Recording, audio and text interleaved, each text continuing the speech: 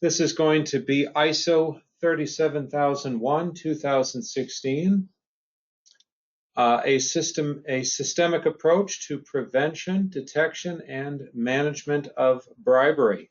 My name is Joseph Krolikowski. I am the ABMS Program Manager for Perry Johnson Registrars. A couple of notes for our participants today. All of you are on mute, but we absolutely want to address your questions, so please utilize the question portion of the dashboard. I'll address questions at the end of the presentation. One of the more common questions that we get is whether or not the presentation will be available after we're finished. We do make our presentations available in two ways.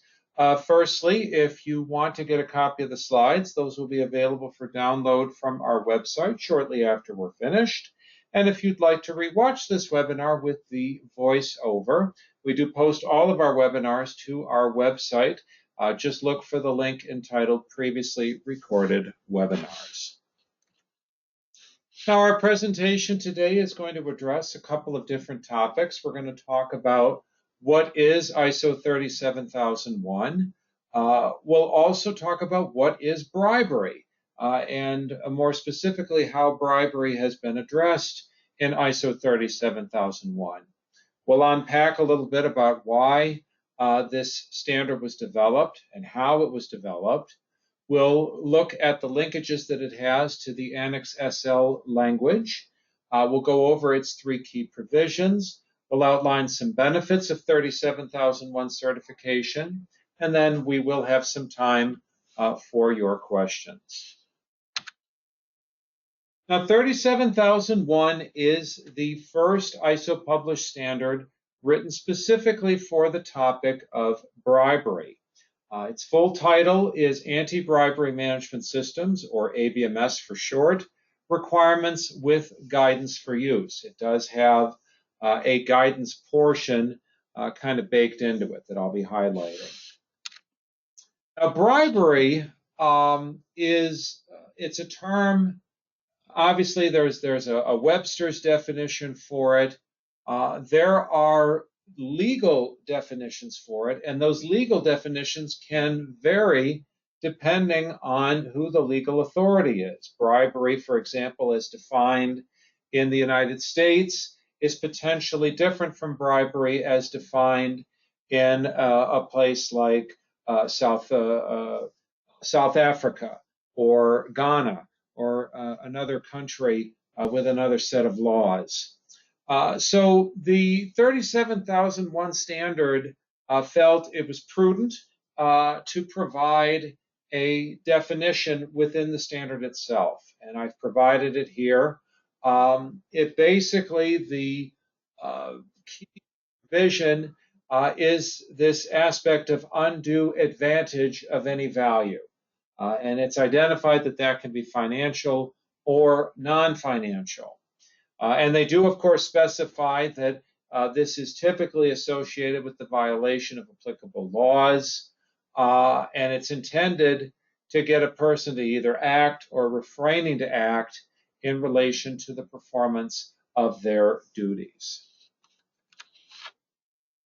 Now, bribery obviously is an ugly practice. It undermines the trustworthiness of an organization, an industry, a whole region even. So, you can imagine that if you are suspected of involvement in a bribery incident, it can impact your ability to even be considered for bidding on future business. So if we don't have a mutually accepted standard for combating bribery, what can an organization really do to shake a reputation, deserved or undeserved? So in the past, there's been various efforts geared towards this, going all the way back to 1977 with the Federal Corrupt Practices Act. Transparency International was actually founded way back in 1993. Their index is a key part of how Perry Johnson works with its ABMS program. Sarbanes-Oxley goes back to 2002. And the Brits actually wrote a standard for this, BS 10500, back in 2011. That standard was actually one of the primary ingredients, if you will, to what became ISO 37001. Now, the committee that's assigned to ISO 37001 is Project Committee 278.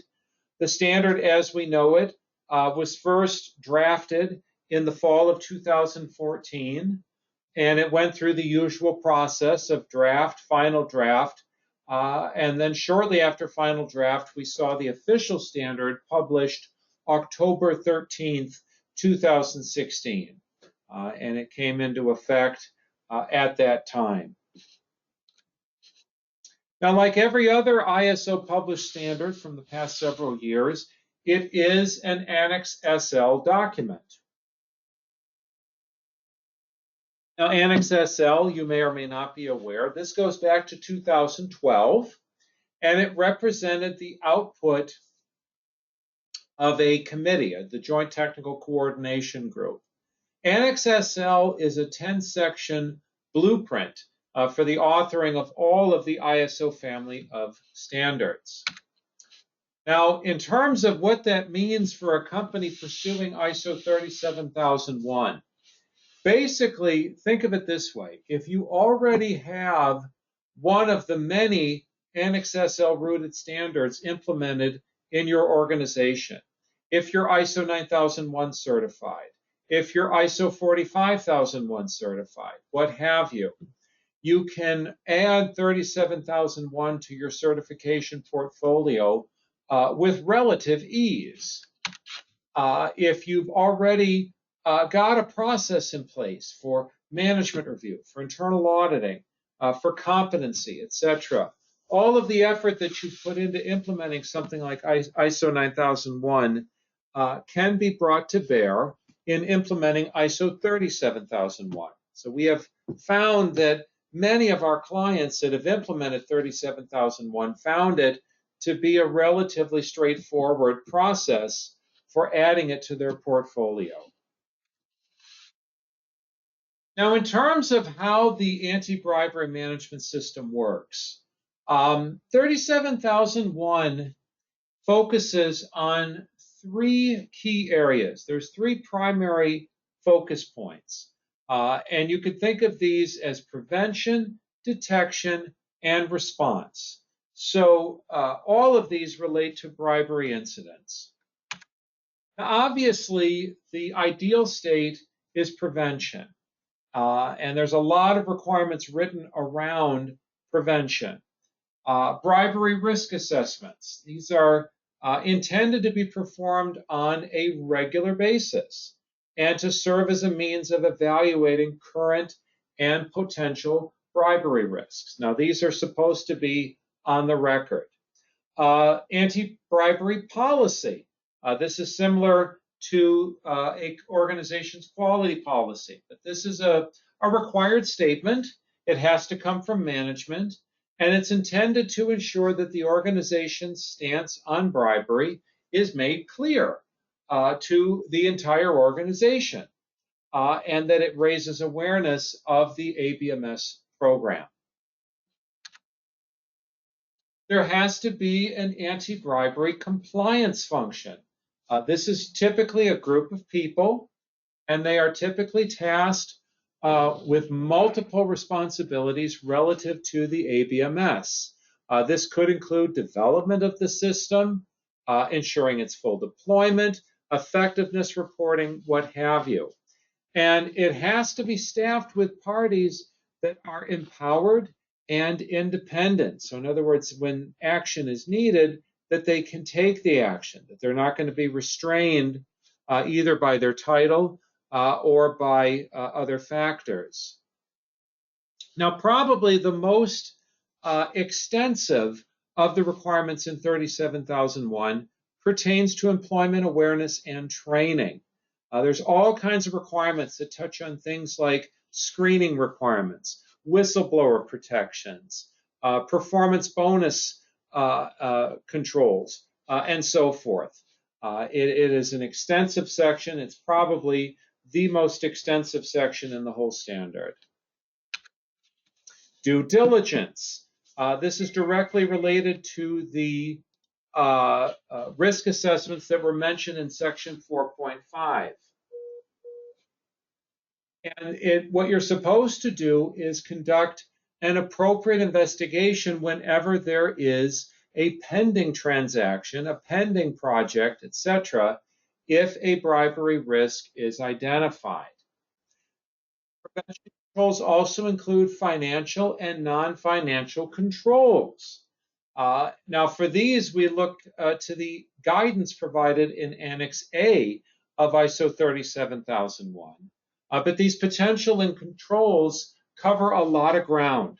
Things like tiered payment rights, who has access to approving expenditures, separation of duties, limits on cash use, dual sign-offs on contracts, etc. Lots of different items and lots of guidance. It's an unusual standard in that it tells you forthright, here's what you should be doing, particularly for an item like financial and non-financial controls. 37001 has been set up so that you don't have to engage in a lot of guesswork in order to implement an effective system.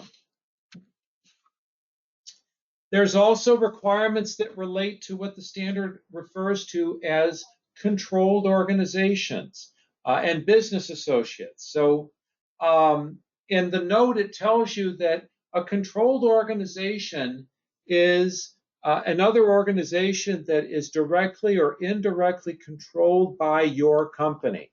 So if you have a partner company that you're working with and you manage their operations, well, there's a potential for bribery risk in that relationship. So you need to have appropriate controls in place for that situation as well. Obviously, gifts and donations and so forth, there's a section for controlling those activities. Now, you should note, these are not forbidden. They just have to be monitored and controlled. Moving on to detection controls. Obviously, the bribery risk assessment and the anti-bribery compliance function, they serve as both prevention and detection for obvious reasons. A unique item in detection is raising concerns. This is found in section 8.9. And it revolves around personnel feeling empowered and, very key here, unafraid to come forward and report actual or perceived incidents of bribery. And this includes mandatory anonymity for whistleblowers, confidential treatment of reported incidents, and protection against retaliation for whistleblowers. Obviously, people can't say anything if they're fearful to do so. So the raising concerns section has been written to mandate that be controlled to the extent possible. In terms of response, in the primary section in play is investigating and dealing with bribery, section 8.10. Now, this is a series of requirements that relate to response protocol. It requires, first of all, full cooperation with those tasked with the incident's investigation. And again, this idea of empowerment. The investigators need to be empowered to do their tasks, to get the information, to be able to make an informed decision. Now, the results of their investigation are to be shared with the anti-bribery compliance function, and they must be treated in a confidential manner, except where required by law. And again, Annex A provides guidance on what the investigation process might consist of. Now, ISO 37001 is a unique standard in a lot of ways. One of those ways is the number of procedures that it requires. If you're already ISO 9001 certified, you're probably well aware that ISO 9001 has no required procedures. Well, ISO 37001 has several. You have to have a procedure for employment for that long list of screening controls and so forth that I talked about. Anti-bribery awareness, anti-bribery control over controlled organizations, over business associates, anti-bribery commitments by business associates not controlled by the organization, the process for gifts, hospitality, donations, etc., bribery response, bribery reporting, and finally, the internal audit activities. So in total, there are 9 required procedures from ISO 37001. Now, as a reminder, we can refer to the definition of procedure from ISO 9000. It is a specified way to carry out an activity or process. Now, obviously, it has to be a documented procedure, but in terms of the format of that procedure, how it's put together, that is something that you're allowed some leeway on. There's different ways to put procedures together. Now, I've alluded to Annex A a few times, and I want to just mention it kind of formally here for a couple of minutes. It is a well-written set of guidance. There's a lot of helpful information there. Any company that is pursuing ISO 37001, once you've read through the standard, you definitely want to get into Annex A and go through the lists of things that you can do and the helpful explanations. There's a lot of really good information in Annex A about what do we mean by financial controls? What do we mean by due diligence? And so forth.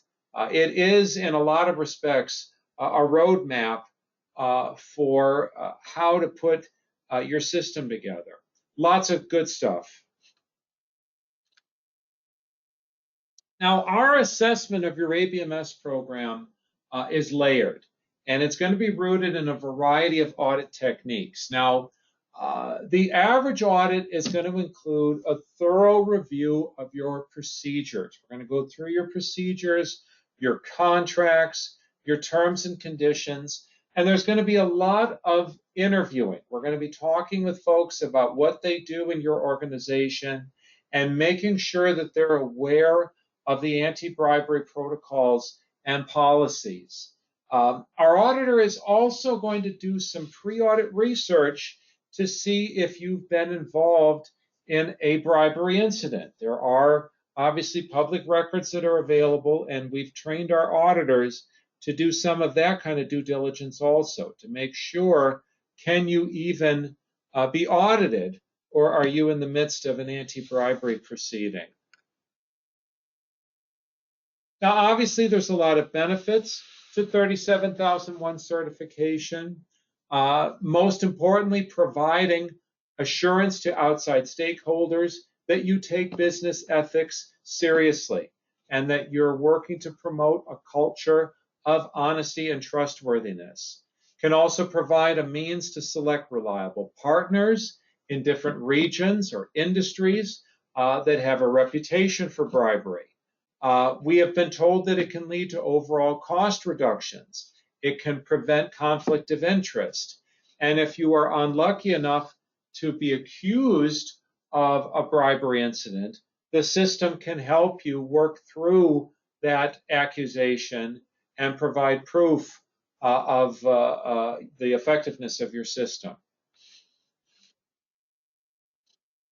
So we do see ISO 37001 as an intriguing standard with the potential to make a real difference in the world of commerce. We do hope that this presentation has been helpful to you in considering the benefits possibly for your organization to pursue ISO 37001. Now, as of September 2022, PJR is still the only US headquartered certification body to achieve A and AB accreditation for ISO 37001 2016. I'd like to invite you to tune in for one of our other webinars. I have a very popular webinar entitled The Interaction of Processes and Its Importance to a Successful Audit. We go through that one about twice a year. It's a deep dive into the topic of processes and how to correctly understand them. We also have non-applicable clauses, exclusions, exemptions. This is another popular presentation on what you can and cannot exclude from your system. And we've got a variety of other webinars, things like Stage 1 auditing, ISO 9001 itself, IETF, and so forth. If you'd like to be kept informed of the latest news automatically, the best way for you to do that is to click on our website at pjr.com, go to the bottom of the page, enter your email address in the provided space, and click subscribe. You will be opted in for automatic updates on upcoming webinars, changes to the standards, and other helpful points of information. I do thank you for your time. If you've got any questions, I'll unlock the question portion of the dashboard and we'll see what we've got today.